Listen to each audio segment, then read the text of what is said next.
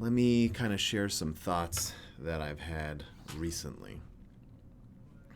So, you don't have to sleep with another woman to be an adulterer.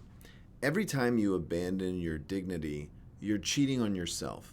Men hear the word adultery and think hotel rooms and lies, and most adultery starts way before that. It starts when you trade your truth for comfort, when you hand your backbone to someone else and call it love.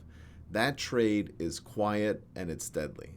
And by the way, if you happen to be watching and you want to write in with some comments, I'm trying to figure out how that all works, but I am going to put a phone number on screen down in the black box below pretty soon. But let's continue with some of these thoughts on cheating and idolatry and adultery. By the way, if you're new here, I'm John DeBach. I'm a couples counselor and relationship coach. I've done that for over a decade. I have over 1 million followers across my socials, been on TV, all that stuff. But I'm also, first and foremost, a husband of 15 years and a father of 4 beautiful children. I was reading in this week's Torah portion, Re'eh, and if you don't know, I used to be a rabbi, and it made me realize something. It was talking about idolatry, about how you don't negotiate with false gods. You burn them. You don't let them live in your house. And it clicked for me. The way a lot of men act in marriage is spiritual adultery. They bow to the wrong things. They serve peace at any cost. They serve escape. They serve her approval. And then, what do? They wonder why respect dies. I had a client once who never cheated physically. Not once, but he was an adulterer every day. His wife controlled the accounts, his schedule, even whether he was allowed to watch a game with friends. He told himself he was keeping the peace. He told himself he was being patient. The truth was uglier. He had made her approval into a god. When he stayed silent in the face of disrespect, he cheated on himself. When he lied to his kids to cover her blow-ups, he cheated on his values. When he canceled plans to avoid an argument, he cheated on his purpose. And that's adultery of the soul. Women do this too, but I've noticed more men do it recently. Another client came in after an affair, and he said the line I hear all the time: "She made me feel like a man again." He wasn't starving for sex, he was starving for honesty. And at home, he walked on eggshells. He smiled through gritted teeth, and he told himself this season would pass. He never said what needed to be said. He never drew a line. By the time he crossed the physical line, he had been cheating on himself for years. The hotel room was a symptom. The disease was cowardice, not being able to express your needs. And here's the rule men hate hearing. You cannot be respected by the person you ask permission to be. The second you start asking your wife for permission to be yourself, you're done.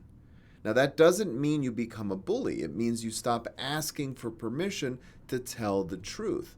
You stop asking for permission to set boundaries. You stop asking for permission to lead your own life with integrity. You have to have that. I had another client who slept on the couch for 6 months because his wife said he made her anxious. He called it compassion. His daughter called him the ghost. Daddy doesn't live here anymore. And that line broke him. He thought space would heal things. Space can help, but only when it's chosen from strength. He wasn't choosing space. He was exiling himself. And that's spiritual adultery. He betrayed his dignity and expected love to grow in that soil. Love doesn't grow where a man abandons himself, or a woman.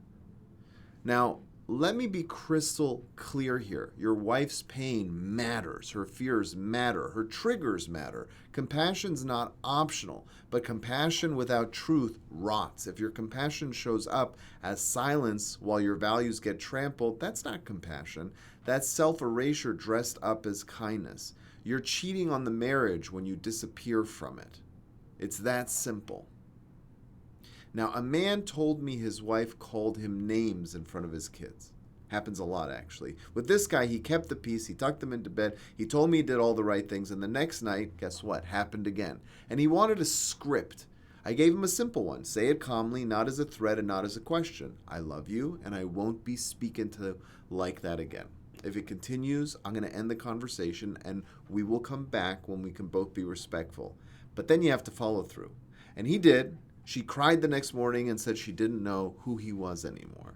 What she meant was she finally saw a man where a shadow used to stand. He was able to stand up for himself. Now, some men hear that and think the answer is to bark orders and reclaim the house like a drill sergeant. That's just another idol.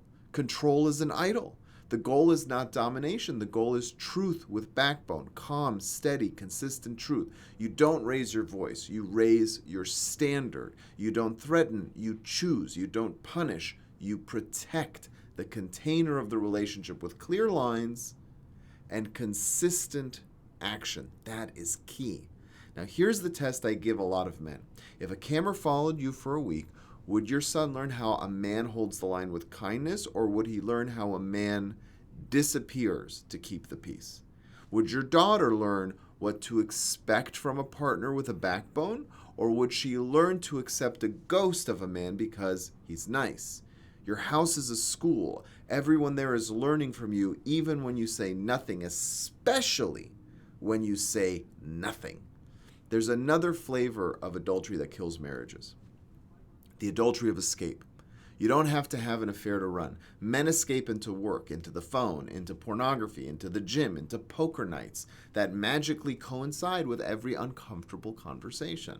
They call it stress relief. It's not. It's worship. If you give your best hours and best energy to everything except your marriage, you are serving the wrong altar. And then you tell yourself you're too tired to talk. You're too tired to connect. You're too tired to lead. That exhaustion is not neutral. It is a choice with a very high cost. Another client of mine told me he had no bandwidth for emotional conversations after work. So he poured 3 drinks, watched highlights, and scrolled for an hour. He insisted he was avoiding conflict, not his wife. I told him the truth. You're avoiding the man you don't want to be seen as. You're dodging the mirror. The idol of escape always demands sacrifice, and it usually takes your intimacy as the first victim. I'm going to use the word Torah therapy once, and here it is.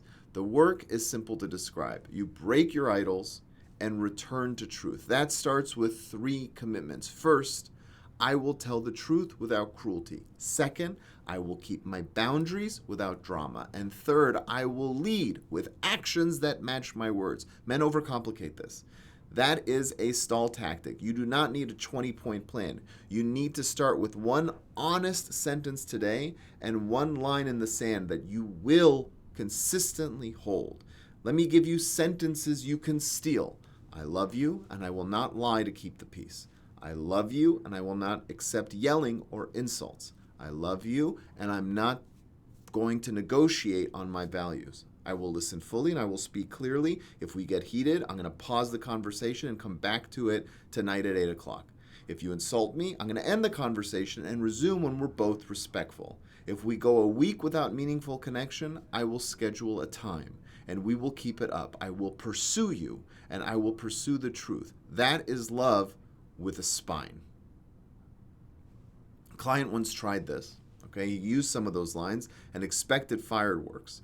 What he got instead was confusion. She tested the boundary 3 times in 2 days. Now he held the line 3 times in 2 days. By day 4, the energy in the house changed. She was not bubbly. She was cautious, and cautious is fine. It means the system is recalibrating. Respect takes time. You're building a new pattern. You're teaching your nervous system and hers that you will no longer betray yourself to make the evening feel smooth. Smooth is not the target. Honest and respectful is the target. That is the target. Another man once asked me, what do I do when my wife is going to refuse counseling, refuse conversations, refuse any plan? He wanted a lever to pull. And the lever is you. You become the most stable person in the house. You become unshakable in your routines. You get your sleep in order. You move your body. You clean up your side of the street. You apologize for what you have done wrong without groveling for what you did not do. You make offers instead of complaints. I want to take you out Saturday. I'm free at 7. If you're not up for it, I'll take our daughter out and be back by 10. I'm not going to spend the night sulking. I'm going to live a meaningful life in front of you with the door open for you to join me. A stable man is a lighthouse. He doesn't chase ships in the storm. He stands where he is, and he emanates light. He shines. He just completely shines. I'm going to try and remember one of the lines from Hebrew. Let me see if I can, from the Parsha. I don't have it up. Let me see. I'm going to have to, I'll say it in English, all right? See, I set before you today a blessing and a curse. The blessing is not comfort. It's clarity, right? The curse is not conflict. It's living as a ghost. Your choice is daily. It's in your calendar, your tone, your eye contact, your first sentence when the tension rises, your last sentence before bed. Choices accumulate. They sculpt respect and they sculpt desire. And speaking of desire, let's talk about it for a second, because men want to know how this affects intimacy. Respect and attraction are cousins. When you betray yourself, desire withers. When you stand in calm conviction, desire has a chance to breathe again. Not overnight. You can't rip up a garden and expect roses in an hour, but I've seen cold marriages wake up when a man stops negotiating with his own dignity. He becomes easier to trust. He becomes easier to follow. He becomes easier to want. And men want to be wanted. A man told me his wife had no interest in intimacy for years. He kept score. He pouted. He asked for promises. All of that pushed her further away. I told him to stop trying to extract affection and start becoming a source of stability. Plan real dates with start and end times. Lead the logistics. Dress like you mean it. Make the house calmer at night. Put your phone away at dinner. Learn to listen without fixing every sentence. When she tests you, hold your line without heat. And he did that for 8 weeks. In week 9, she reached out for his hand on the couch, and he almost cried.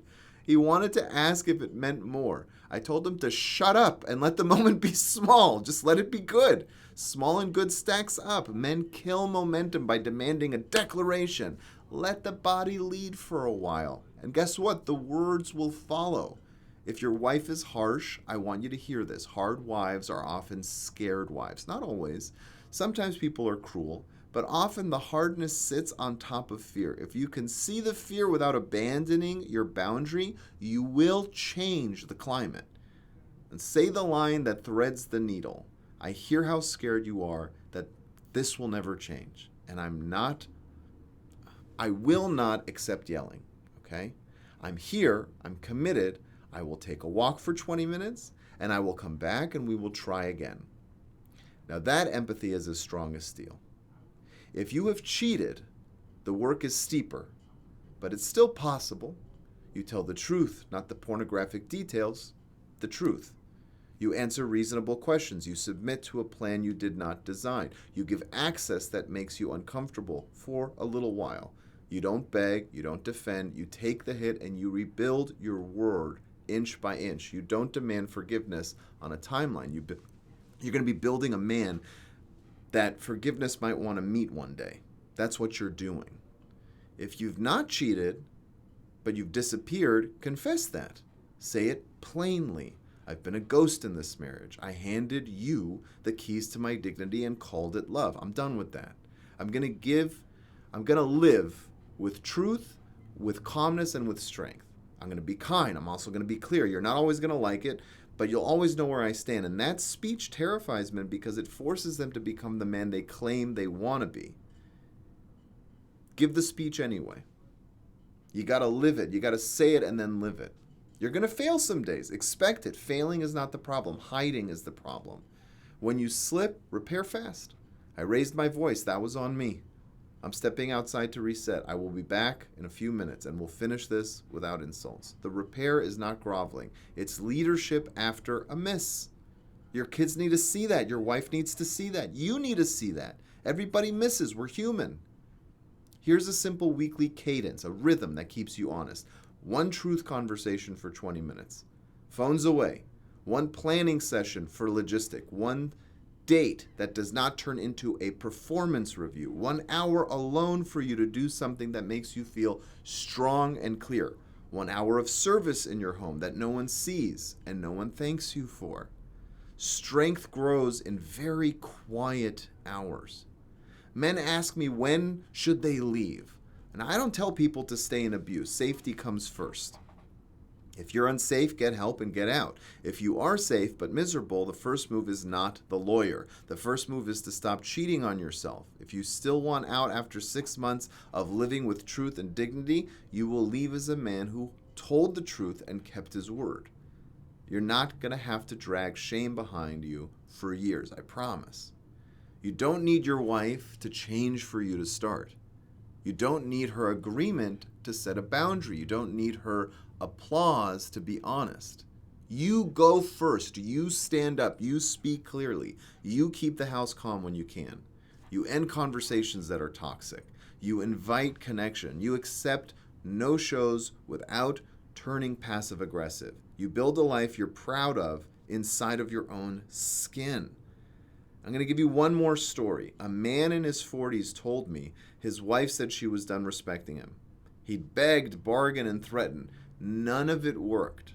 He stopped the circus. He wrote down 3 values, and he lived them out loud for 90 days. Truth, steadiness, generosity. He told her his plan once, not every day. He followed it when she rolled her eyes. In month 3, she said she felt like she was watching a different person. In month 4, she asked him to plan a trip. In month 6, she told him she felt safe again. He did not make her change. He changed. That change invited her to meet him in a new place. See, I set before you today a blessing and a curse. Blessing looks like clarity, dignity, and a kind spine. Curse looks like a ghost that smiles. You know which one you've been living. You also know which one you want. Stop cheating on yourself. Stop worshiping peace, escape, or her approval. Burn the idols. Stand in truth. Be the man your marriage can respect. And if the marriage cannot meet you there, be the man you can respect when you look in the mirror. It starts with you. This is the real work. It's not loud, it's not flashy, but it's the steady courage to live in alignment when no one is clapping. That's where love has a shot. That's where respect is born. That's where you stop being an adulterer against your own soul and start being a husband worth following. And a husband worth following is a husband that everyone keeps. Now let me see if I have some comments. I'm going to turn on the phone lines as well for those people watching. If you want to ask me a question, the best way is to do it over the phone. You could stay anonymous. I would actually encourage you to stay anonymous just because this is an open forum. Let's see here. I used to be able to look at actual comments. Give me a second. Moderation. I'm so sorry. I know there's a...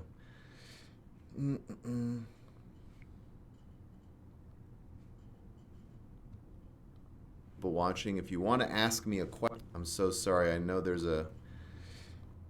Turn off my own sound. Thank you for the comments there. If you have...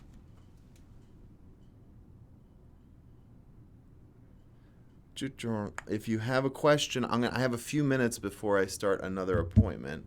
And if you're watching and you want to actually call in with some relationship questions, there we go. Have a first caller.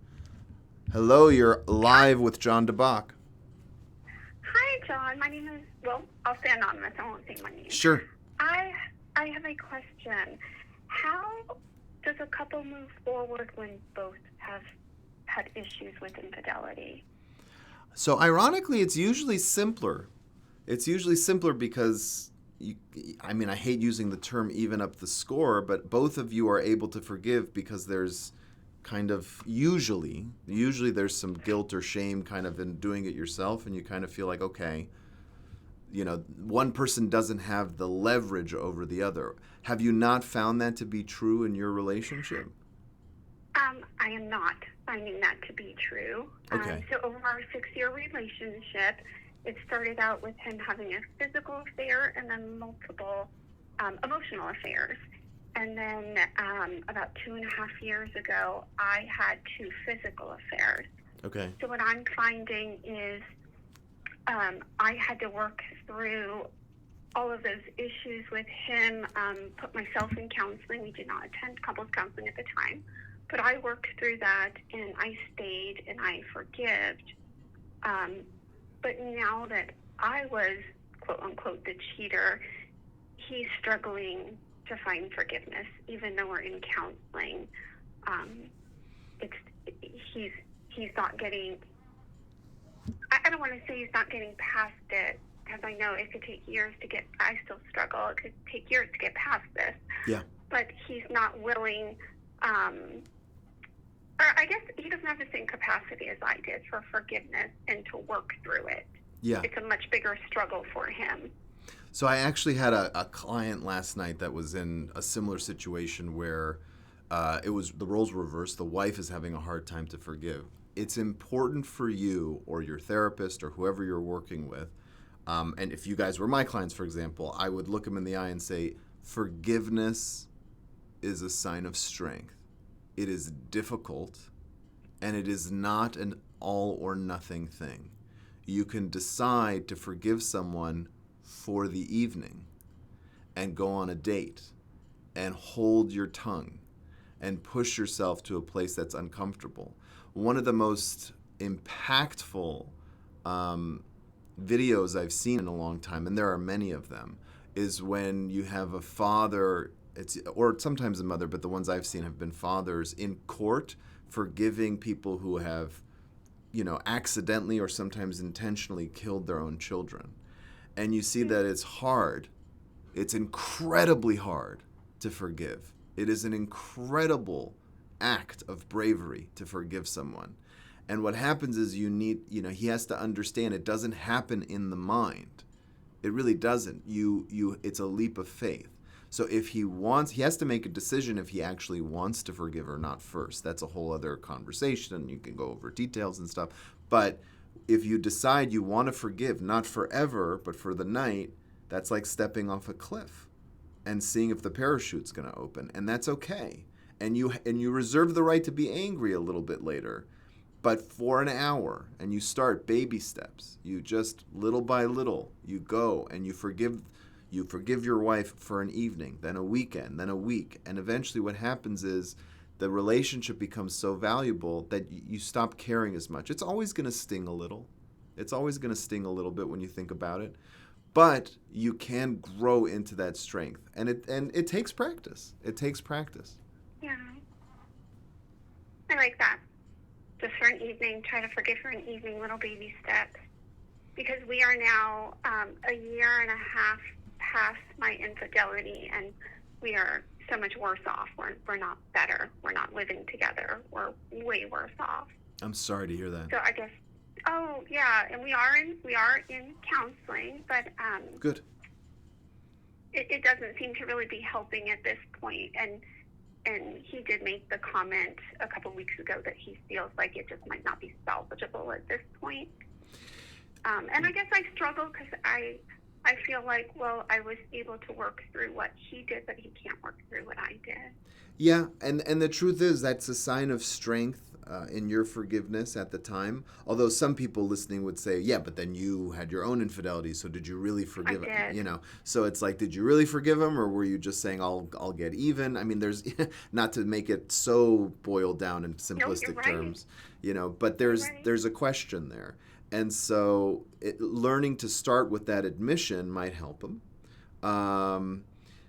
Forgiveness is, but here's what I'll tell you. Every couple that has had an affair that comes to me on my couch, virtual or in person, when they let go of the pain and they give themselves permission to let go of the pain and just focus on the positive for the evening or for the weekend, they enjoy themselves. Staying angry takes a lot of energy. And as humans, we don't like expounding energy. We don't like going out on the weekends and running 17 errands. It's not what we want to do. We want to sit and do nothing. And holding on to the anger takes more work than letting it go over time. And so if you say, listen, just forgive me for 3 hours. You can say things like that. Just let it go for 3 hours. After 3 hours, you can yell at me. You can scream at me. But for those 3 hours, why don't we go to dinner? And we pretend like nothing happened just for 3 hours or 2 hours even. and we'll laugh and we'll forget ourselves, right? And then you can, and I won't come back home with you. I will go back to my place and see how you felt in that forgiveness. You have to make it easy enough for him to try.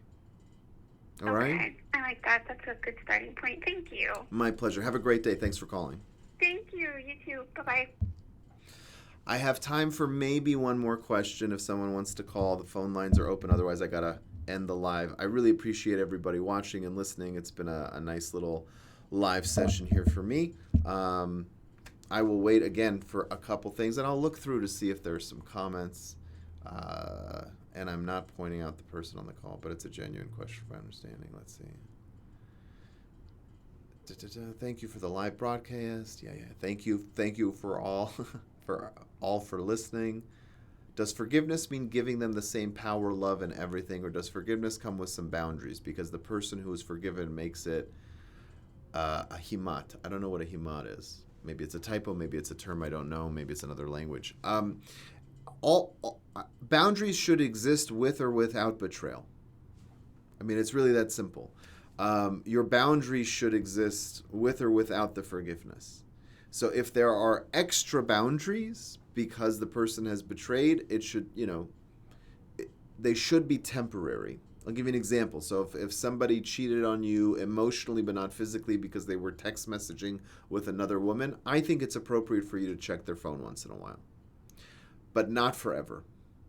So you have to, because it's going to turn you into a detective, and that's a very ugly place to be as a spouse. Nobody wants to be a detective. Nobody wants to be Inspector Gadget in their own house. It's exhausting. But if you need it for a little while to just have yourself settle back into the trust, that's okay. But boundaries are, when they're constant and they infringe on someone's idea of autonomy and there's no end date, it's difficult. So I always suggest if you have to put new boundaries that you wouldn't normally put on the relationship, give the person an expiration date. When we ground our kids, we don't tell them you're grounded till I decide you're not grounded. That's not a super great way to parent because the kid feels like their life is over. But if you tell them you're grounded for a month, as hard as it is to accept that because they love their video games or their friends or whatever it is you're going to take away from them, there's an end date, and it allows them to say, okay, I just have to get through this for a month. And they might even count down to it. They might have something to look forward to. Hopefully they do some remorse, right? They practice a little remorse. Maybe they actually develop something that's useful during that month. A lot of people, when they're in prison, do end up reading more and getting a degree and working towards it. Not everybody, but some people try to make the best of their time. Most punishments do involve a lot of monotony, boredom, solitude. And so you fill in those gaps, right? So if your husband was addicted to OnlyFans, for example, and you say, you know what, why don't you just go on a break from your phone and your computer while you're at home for a week? He's going to have time now. Right? So the punishment is he gets no phone, he gets no computer, right? It's not really, I hate labeling it as punishment between equal romantic partners, but he's probably going to look at it that way. But it's also the cure, right? You don't have a computer, you don't have a phone, it forces us to connect. It forces you to do something that's good for you. All right, I'm going to have to go. Thank you so much, everybody, for tuning in. This was a lot of fun. I'll probably just keep the actual video posted on my Facebook so you can kind of watch through it. I'm going to try and do more and more of these. I haven't figured out my exact schedule. Let me know in the comments if you're watching, if you want me to do this 3 times a week or even every day for 30 minutes, an hour. I might be open to doing something like that for a little bit. Okay, thanks again.